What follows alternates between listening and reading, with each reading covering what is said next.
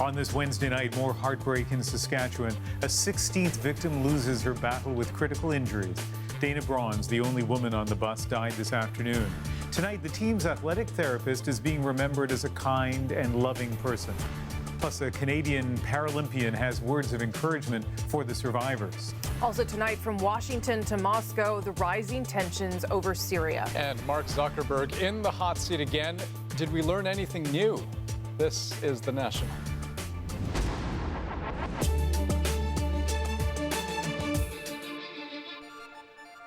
For families, for a hockey team, for an entire community who have already lost so much, the news tonight is again difficult to hear. Another victim of Friday's bus crash has died.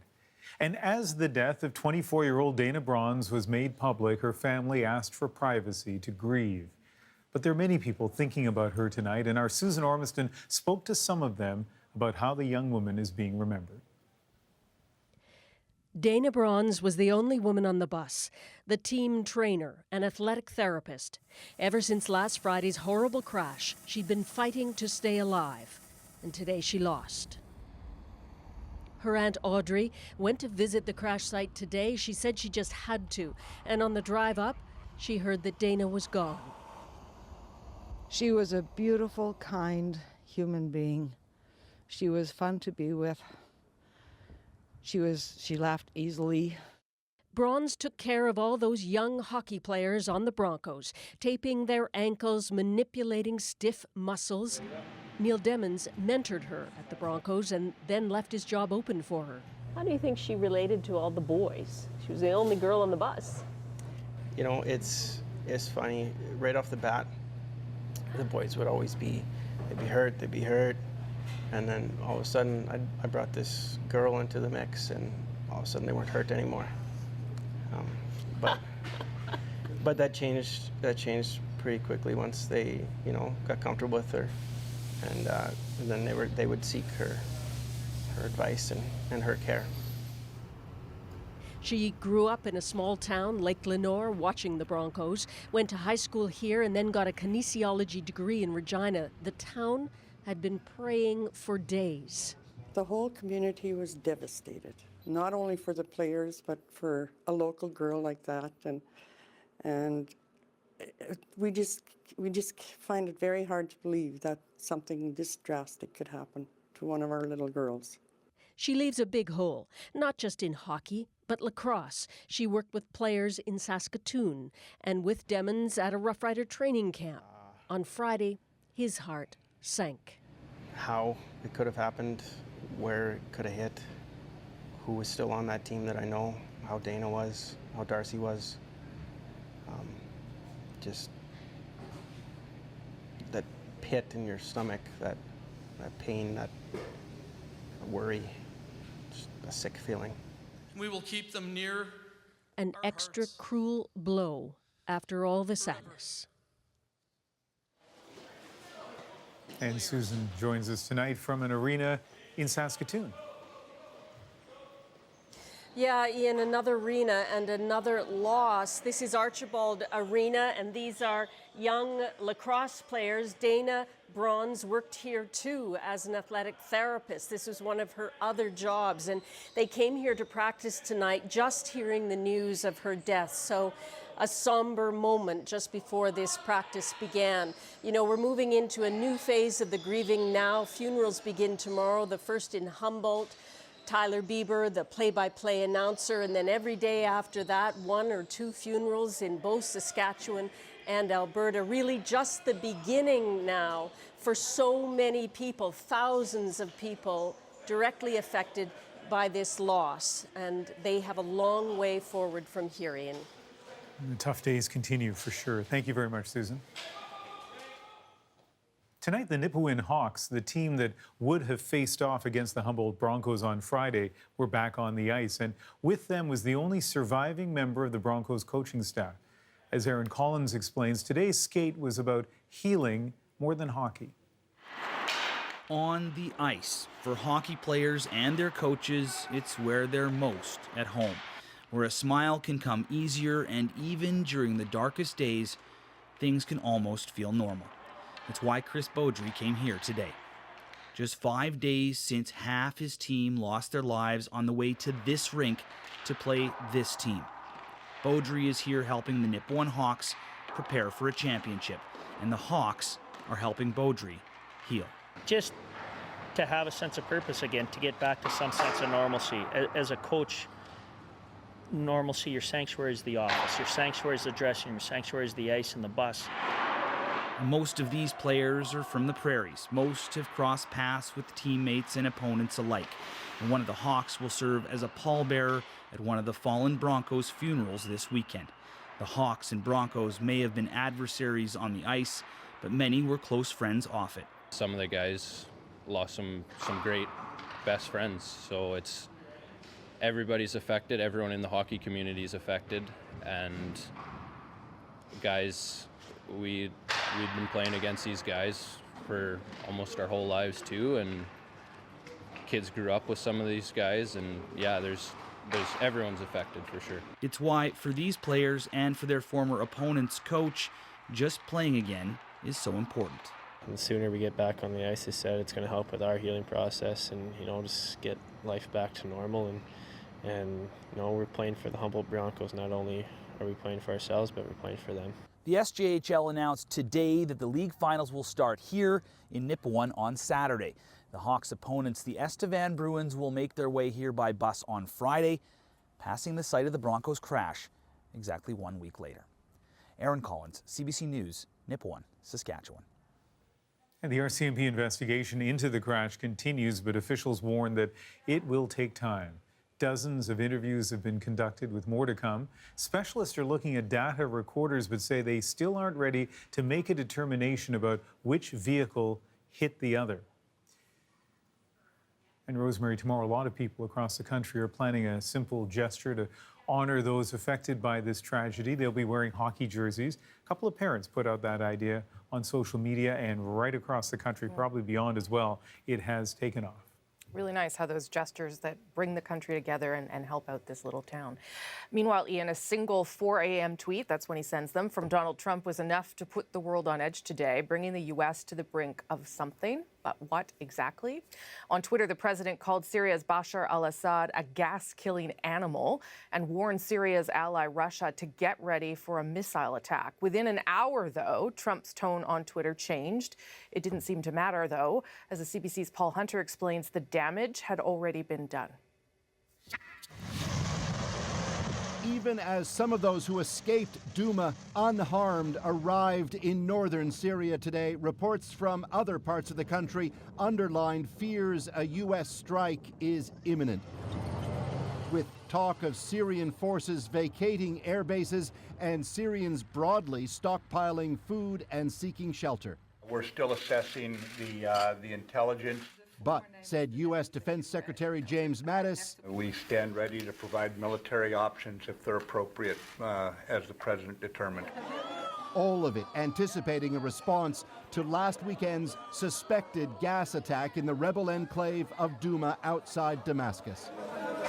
More than 40 people died, hundreds sent to hospital, blamed on the government of Bashar al-Assad, which denies any involvement. After word yesterday, Syrian ally Russia would itself target U.S. missiles if fired at Syria. Today, Donald Trump taunted. Russia vows to shoot down any and all missiles fired at Syria. Get ready, Russia, because, he tweeted, they will be coming, nice and new and smart, adding, you shouldn't be partners with a gas-killing animal who kills his people and enjoys it. A year ago, this gas attack in Syria brought a swift response from the U.S. 59 cruise missiles fired from destroyers in the Mediterranean. What's the U.S. considering this time? The president has a number of options at his disposal, and all of those options remain on the table. Not least those deemed more forceful than last year's response, and all of it with the threat of a Russian counterstrike now raising the unsettling potential of the U.S. and Russia suddenly in direct armed conflict. Paul Hunter, CBC News, Washington. Britain is also weighing its options and at the same time apparently preparing for the possibility of military strikes. Some British media are reporting that Prime Minister Theresa May has ordered submarines to move within missile range of Syria. Today, May called the chemical attack in Douma shocking and barbaric. All the indications are that this was the responsibility of the Syrian regime, and we will now work with our closest allies, to see how we can ensure those responsible are held to account, because the continued use of chemical weapons cannot go unchallenged. Russia still says there's no evidence of a chemical weapons attack, and not only is the Putin regime refusing to back down, it's issuing its own warnings. The CBC's Chris Brown has more on the reaction from Moscow.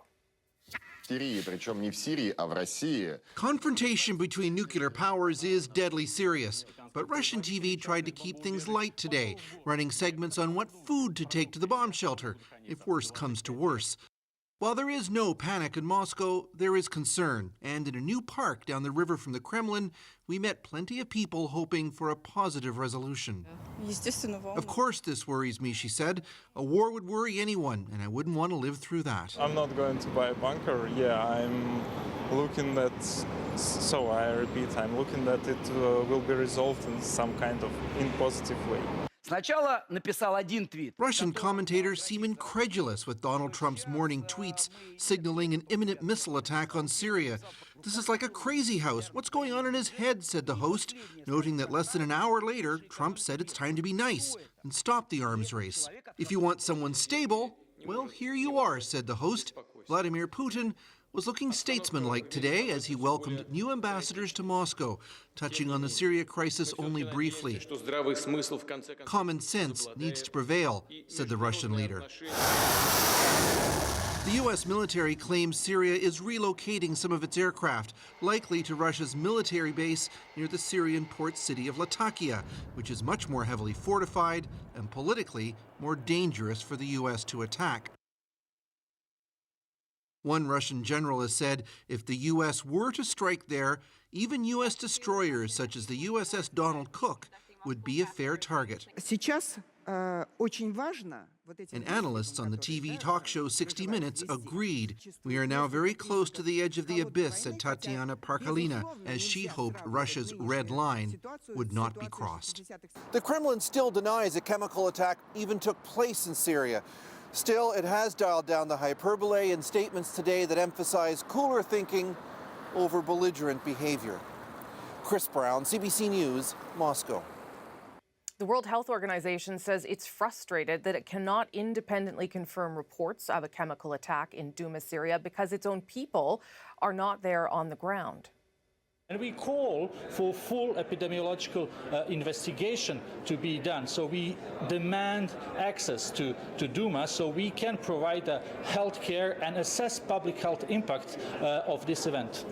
The WHO says they are getting reports from Syrian hospitals that more than 500 people have been treated for symptoms consistent with gas poisoning. Toronto police have charged alleged serial killer Bruce McArthur with a 7th murder. The investigation was already sprawling in scope, but from what we learned today, it's gotten even bigger. This is the only Toronto site where remains of McArthur's alleged victims have been found so far, in planters, dismembered, and to varying degrees decomposed. McArthur was a landscaper. Until now, we knew police were investigating 30 properties McArthur worked on, but today we learned that number has swelled to 75. And that's not all the lead investigator revealed today. More remains have been identified, and as Joanna Remiliotis shows us, so much more needs to be done. Further information. For police, it was a matter of when, not if. Today, Mr. McArthur was brought back before the courts. He was charged with first-degree murder in relation to Mr. Faizy. Bruce McArthur is now charged with and alleged to have committed 7 murders. Abdul Basir Faizy vanished in 2010. He is among the first men connected to Toronto's gay village who disappeared. A police task force then found no evidence of murder. It would take 7 years to find it. Faizy was last seen in the village. According to divorce papers filed by his wife, he was living a double life. Both she and police at the time assumed he did not want to be found. Police now say Fazy knew McArthur. His car was found abandoned, as it turns out, just a few blocks from where his dismembered remains would be found. The home where McArthur stored his landscaping tools, where police found the body parts of at least 7 people in planters. After weeks of forensic analysis, Fazy's remains, as well as the remains of 2 other victims, have finally been identified.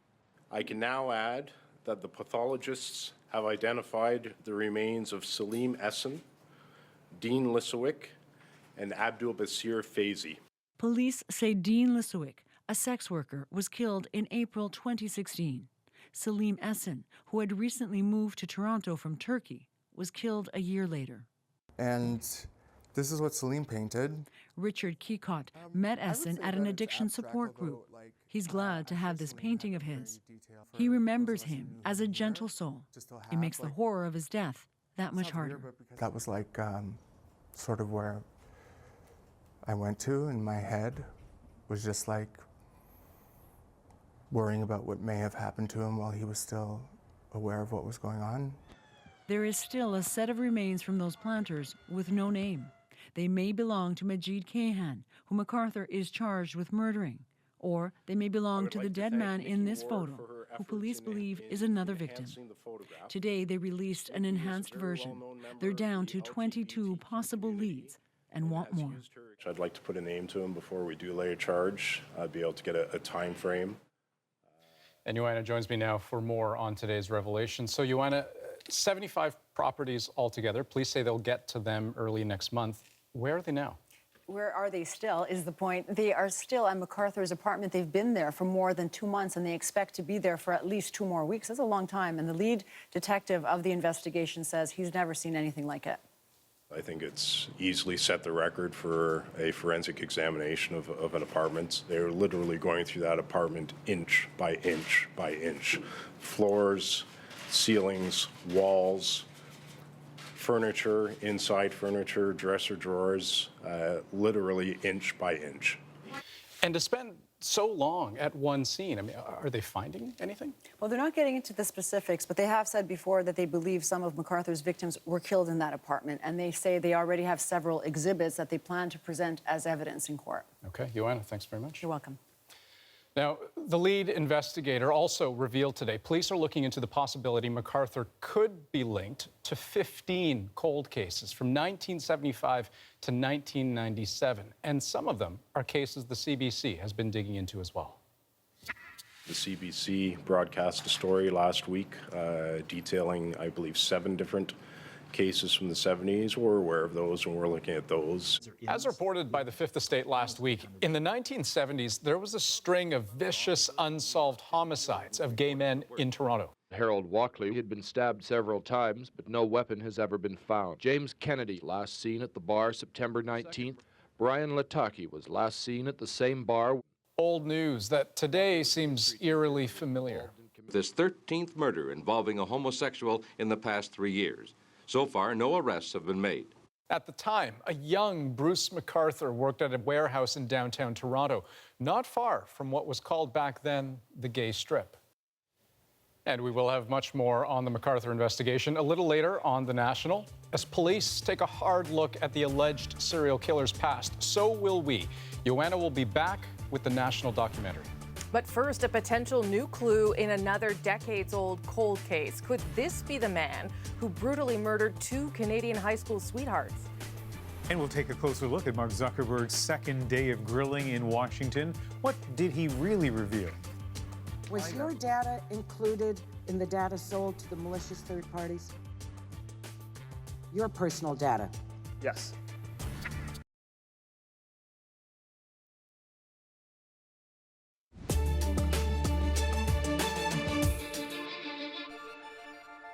Investigators don't yet know who murdered a young couple from Victoria, BC, but thanks to a controversial DNA tool, they now have an idea what they may look like.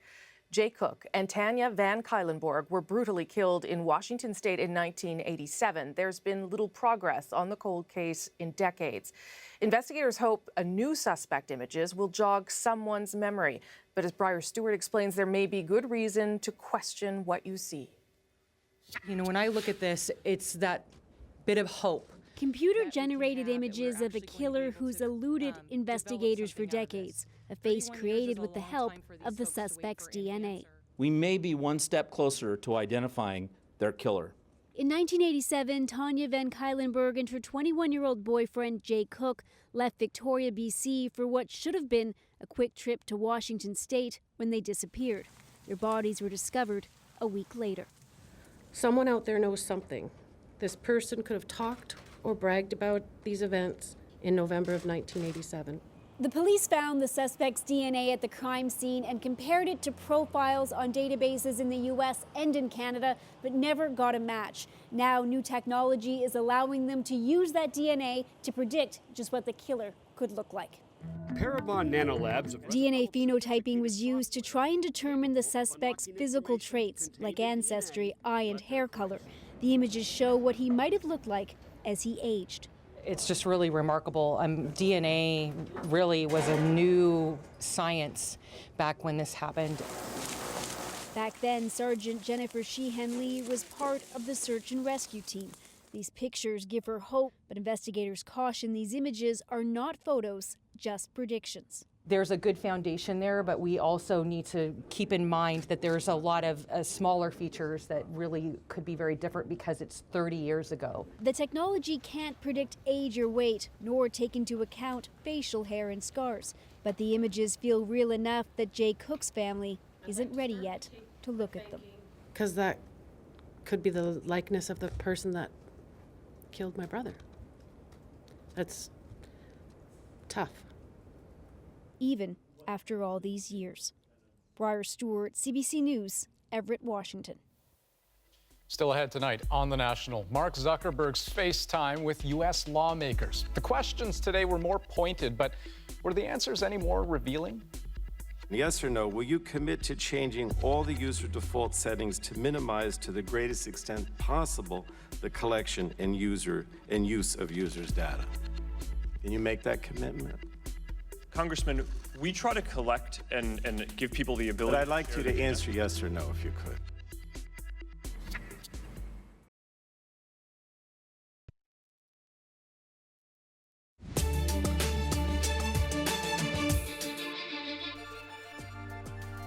Tonight on The National, a heart-wrenching day for the families of those killed in last year's mosque attack in Quebec City. They were in court for Alexandre Bissonnette's sentencing hearing, and for the first time they saw surveillance footage of the attack, the chaotic moments as children who were playing inside the mosque scrambled for safety, and of Azzedine Soufiane, the man who rushed at the gunman to try to save others. The former mosque president, Mohamed Labadi, spoke to CBC News today about that moment. They play innocently, but suddenly it's a sin of war. They were saved in part thanks to the sacrifice of Mr. Soufiane. Yes. It's our example. Bissonnette pleaded guilty last month to 6 counts of first-degree murder and 6 counts of attempted murder. He could get a 150-year sentence that would be the longest in Canadian history. Also tonight, jail time for one of former Ontario Premier Dalton McGuinty's top aides. David Livingston received a 4-month sentence for his role in the destruction of records linked to Ontario's gas plant scandal. His lawyer says he plans to appeal the sentence and the conviction. Today, I am announcing that this year will be my last one as a member of the House. That is Paul Ryan, the top Republican in the U.S. Congress, announcing that he won't seek re-election later this year. He said he made the decision for personal reasons to spend more time with his family. But his tense relationship with the U.S. president was no secret.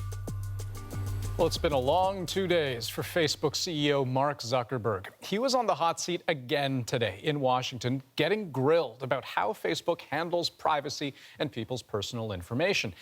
This time, though, the questions were tougher and more pointed. But as Stephen D'Souza shows us, Zuckerberg didn't have many new answers. Day 2 of his hearings on Capitol Hill, and Mark Zuckerberg faced a much different tone. It strikes me that there's a real trust gap here.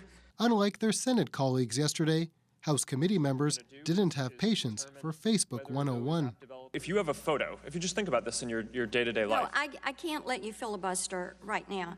The key issue is personal data, how much Facebook knows about you, and how much of that is available to advertisers and others. Who owns the virtual you? Who owns your presence online? Congresswoman, I believe that everyone owns their own content online. But analysts say Zuckerberg wasn't telling the whole story, leaving out the vast amounts of information the site tracks, including after Facebook users sign out. How it can even track people who don't use the social network, thanks to code running in the background of other sites. I don't think that the average American really understands that. Indeed, when pressured for detail on many topics, Zuckerberg was elusive. I'm not directly familiar with the details of what you just said. There were times today when the older, analog politicians seemed out of their depth against a digital billionaire. I actually use Facebook. What was Face Smash, and is it still up and running? Committee members did know enough to warn that regulations could be on the way, like new privacy laws coming into effect soon in Europe, telling Zuckerberg that after years of apologies, he can't be trusted to get his own house in order, especially when his own data is up for grabs. Was your data included in the data sold to the malicious third parties? Your personal data? Yes. But is any of this making a difference to Facebook users? Apparently not. Zuckerberg said today they are not seeing people deleting their accounts in large numbers. In fact, when it comes to users and their data, it seems to be business as usual. Stephen D'Souza, CBC News, New York. So, 2 days of testimony later, it's not altogether clear if Facebook users are any better off. And as we saw in Steve's report, the chasm between lawmakers and Zuckerberg himself seemed to be a big part of the problem. Here's more from the hearings. Well, how do you sustain a business model in which users don't pay for your service? Senator, we run ads. Still, Zuckerberg himself couldn't answer some questions about his own company. There have been reports that Facebook can track a user's internet browsing activity even after that user has logged off of the Facebook platform. Can you confirm whether or not this is true? Senator, I want to make sure I get this accurate, so it would probably be better to have my team follow up. So you don't know? As CEO, you didn't know some key facts. You didn't know about major court cases regarding your privacy policies against your company. You didn't know how many apps you need to audit. You did not know how many other firms have been sold data by Dr. Kogan other than Cambridge Analytica. And beyond all that, the glaring question of what happens when someone decides to leave Facebook for good. If they choose to delete their account, how long do you keep their data? I don't know the answer to that off the top of my head. I know we try to delete it as quickly as is reasonable. Now, many congressmen and women said they hoped Zuckerberg would eventually return for more questions. But on a related front, a big change to announce at the top of the political research firm so central to today's hearings. Cambridge Analytica said today that Alexander Taylor has resigned as chief executive officer. He took over the job a month ago, shortly after it was revealed how the company improperly obtained the personal information of 87 million Facebook users. No word yet on who will replace him. Right after the break, we'll take you through the twists and turns of one of the largest and most complex murder cases in the country's history. How did Bruce McArthur come to be an accused serial killer? I just remember him being a tattletale to the teacher. If we were doing something outside that we shouldn't have been, he would likely tell the teacher that who was doing it. I couldn't believe it was him.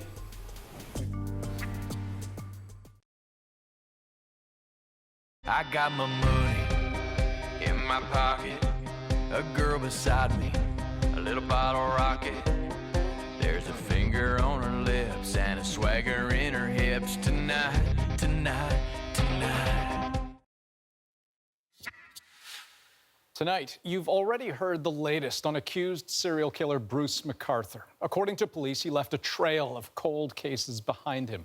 Today, he was charged in a 7th murder, one that had been unsolved since 2010, and the trail may stretch back even further.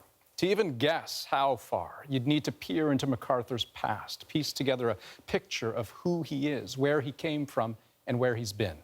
That's what the police are doing. And that's what Joanna Remiliotis has done, traced McArthur's path.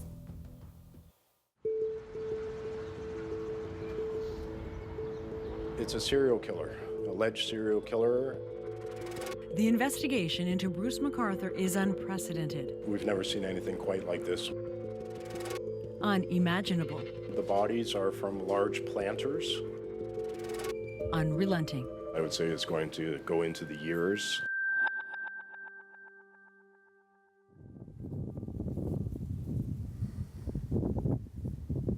From small-town obscurity to big city infamy, the road is hardly obvious. Woodville, Ontario, is the quiet farming community where Bruce McArthur grew up. Where in the 1950s, he attended a one-room schoolhouse, now refurbished into a home. Ronald McEachern was in his workshop when he heard the news about his former classmate. You grew up with the guy and it freaks you out. Back then, McEachern says, Bruce McArthur was the kid who never got into trouble. I just remember him being a tattletale to the teacher. That's all I can remember of him. You just can't imagine him doing something like that because he wouldn't get into trouble at school with us when we were doing shit we weren't supposed to be, so. Police have spoken to McEachern and others from McArthur's past to trace the life trajectory of an accused serial killer. It continues here. In the 1960s, McArthur goes to high school in nearby Fenelon Falls. It's where he meets his future wife. Soon after they graduate in 1970, they leave the area. It's not clear where the McArthurs go, but by the mid-80s, they settle into a suburban home in Oshawa and raise a daughter and son. All the stuff we have with the database coming in for the DNA.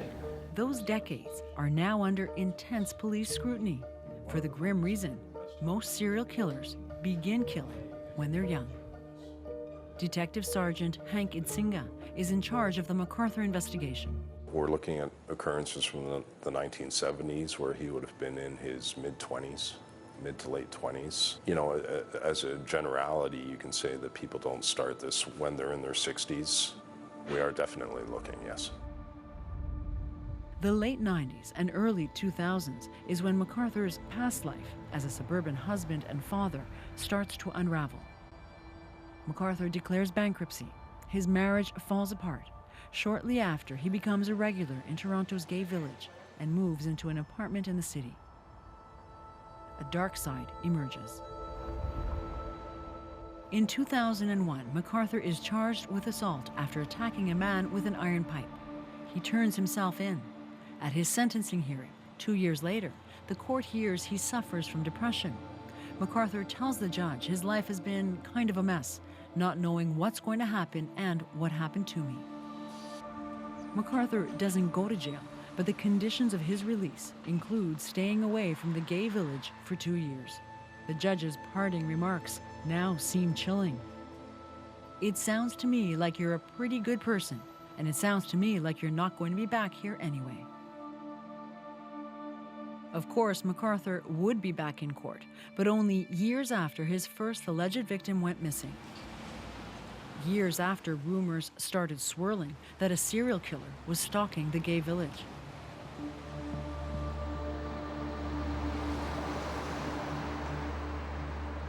September 2010, the disappearances begin. First, Skanda Navaratnam, then Abdul Basir Faizi. 2 years later, Majid Kayhan. Police set up a task force, Project Houston, to find any links between the missing men. They find none, but McArthur is hiding in plain sight. He even gets questioned by police for an unrelated matter, reportedly an alleged assault. Meanwhile, the disappearances continue. In 2015, Saroush Mahmoudi is reported missing by his family. In April 2017, Salim Essin disappears. A couple of months later, so does Andrew Kinsman. Police create another task force, Project Prism. Again, it ends with no hard proof and no talk of a serial killer. We're human beings. Of course, are we thinking, is that a possibility? Yes, it's a possibility. But it would be reckless of me to come out and say, perhaps there's a serial killer, unless I have evidence that there is a serial killer. No evidence, but police are increasingly suspicious. And what they don't say publicly at this point is that Bruce McArthur is on their radar and has been under surveillance for the last 3 months. While police are watching him, they spot a man arriving to meet McArthur for a sexual encounter. Fearing for his safety, they move in and find the man in restraints.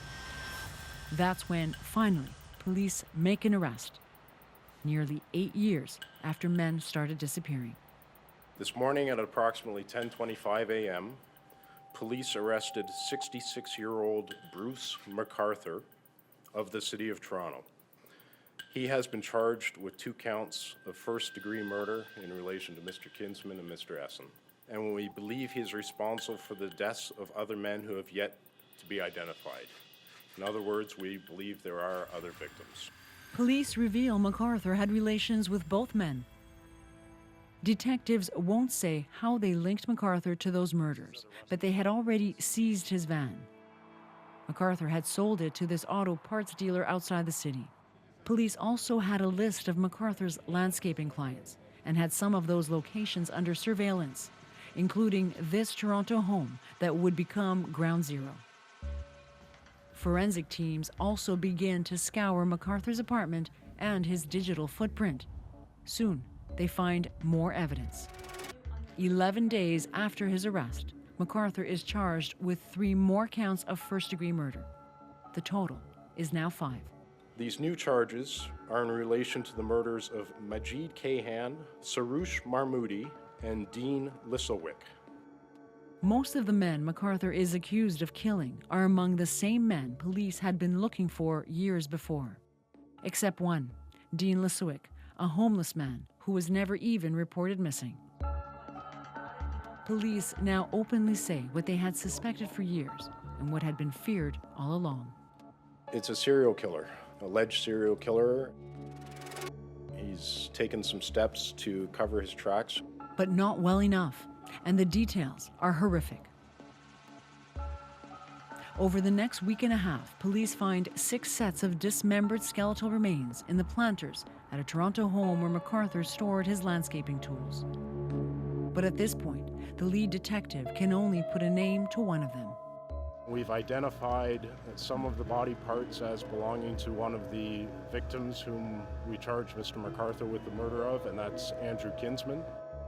Meanwhile, a twisted portrait of McArthur begins to emerge. The mall Santa, the doting grandfather, the voracious thrill seeker who was on several dating apps, including ones geared to rough sex.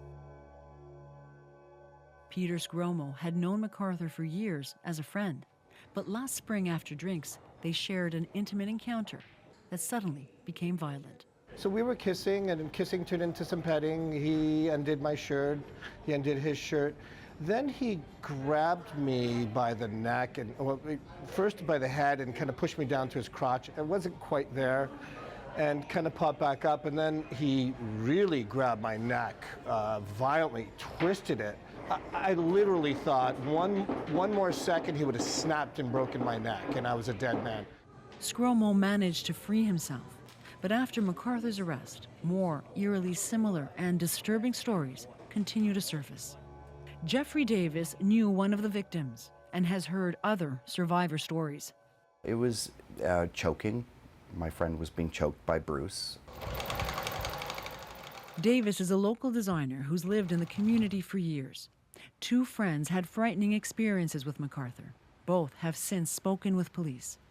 I think the part that was really killing our community the most was the unknowing and the apparent, well, it wasn't even apparent, it was the perceived lack of care from Toronto Police Services. Amid the grief, that simmering resentment lingers. That police didn't take the disappearances seriously enough, that lives could have been spared. All while the horror continues to grow. Back at ground zero of the investigation, evidence is building. And with every police update, a gruesome, rising tally of body parts and murder charges. It's very disturbing. A month after his arrest, police charge McArthur for a 6th murder for the death of Skanda Navaratnam. Police identify his remains, as well as the remains of another victim, Soroush Mahmoudi. 6 people in the planters. We've been through all of the planters that we have seized. We haven't found any other remains. Words spoken too soon. Just 10 days later, police find a 7th set of remains in those same planters and take the extraordinary step of releasing a photo of a dead man. I do not want to release this picture, and I'm doing so as a last resort. They don't know who he is, but believe he is another victim. How extraordinary is it for you to put a photo like this up at a news conference? I've never done this, and I do it with great hesitation. Sources tell CBC News the photo was just one in a cache of images of McArthur's alleged victims that he kept on his computer. Police hope to identify the man so they can lay another murder charge. Today, more charges. Today, Mr. McArthur was brought back before the courts. He was charged with first-degree murder in relation to Mr. Fazy. Bruce McArthur is now charged with and alleged to have committed 7 murders. Police also identify more of the remains. The tally now, 7 charges of first-degree murder, 1 set of unidentified remains, and the expectation there could be more. We'll be right back with tonight's moment. But first, remember, you can always go deeper on the stories of the day earlier in the day. Subscribe to our newsletter, why don't you, at cbcnews.ca/The National. The National today takes you inside our journalism every afternoon.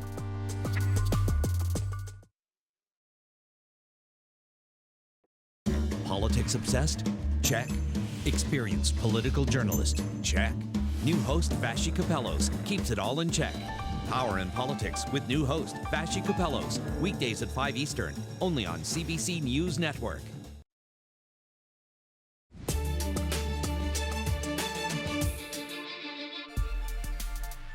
Tonight on The National, a small town spat over a street called Swastika Trail is headed to court. 2 residents in Puslinch, Ontario are asking for judicial review after the township decided not to rename the street. They say it's offensive, want it changed. But there's a group in town that wants the street left as is. They say it was named in the 1920s before the swastika became a symbol of the Nazi regime. Back then, it was a symbol of well-being. You likely will remember this public relations nightmare for United Airlines. Well, now it's the subject of a new lawsuit. One of the security officers who dragged passenger David Dow off that plane last year in Chicago is suing the airline in the city. He says he was not properly trained on how to handle the situation, and therefore, he says in the lawsuit, he was unfairly fired. As we told you earlier, Friday's deadly bus crash in Saskatchewan has claimed a 16th life. Dana Bronze has died. She was the athletic therapist for the Humboldt Broncos and the only woman on the bus that night. Dana was just 24. Along with that sad news comes a story of hope. Bronco player Ryan Strashnitsky was also on the bus. He too was critically injured. And though he may never walk again, as he told his parents in hospital, he's already looking forward to reinventing himself as a sledge hockey player.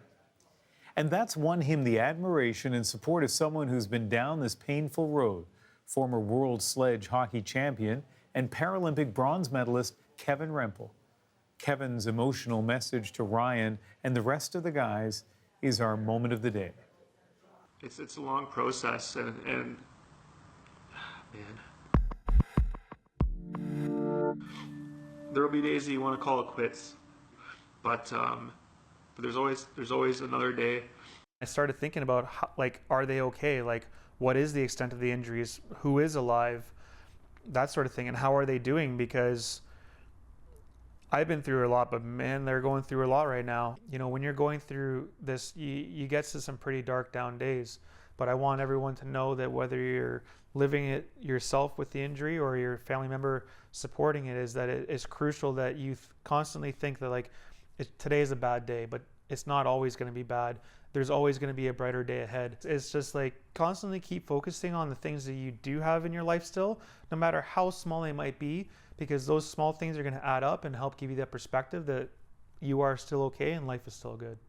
I'm excited that Ryan is believing in himself so much and is very positive about rebuilding his life so quickly after his injury through sledge hockey. Seeing Ryan's positivity filter through the rest of the players, families, and community to as quickly as possible in their current situation, think about what there is to look forward to in life. And coming from playing Paralympic sports a number of years in my life, when I was injured, it was 2 years before I discovered they even existed. And to hear him, less than a week already looking forward to that in his life, that's what I think is so powerful about the Paralympic movement. I just want to let you boys know that whenever you're ready, let me know. I've got a whole bunch of gear. I would love to fly it all out there and help you get on the ice and play some sledge hockey in Saskatchewan. Probably just what they needed to hear. I hope Ryan and his family are watching. His dad's been posting lots of photos, and I noticed that he posted, I think today, the photo of Ryan for the first time sitting in a wheelchair. And he said it was very painful for him, but he wanted to get out and do it. I just, so remarkable the way these kids are hanging in there. So much is interesting, and I like that part about how the Paralympic Games, we've been telecasting them for a long time, how quickly Ryan thought about that as an option in a way that maybe 10 or 15 years ago, people suffering these kinds of accidents wouldn't have. Well, and as I think about just how widely this story has resonated, it occurred to me to check the GoFundMe page online. $9 million raised for the Humboldt Broncos, 100,000 people donating. It's a pretty incredible effort. Now, this week, we have been honoring each of the lives lost in this tragedy. As we told you earlier, there's a new name on that list tonight, Dana Bronze. So tonight, we're going to leave you with a tribute to her. That's the National for this April 11th. Good night. Thanks.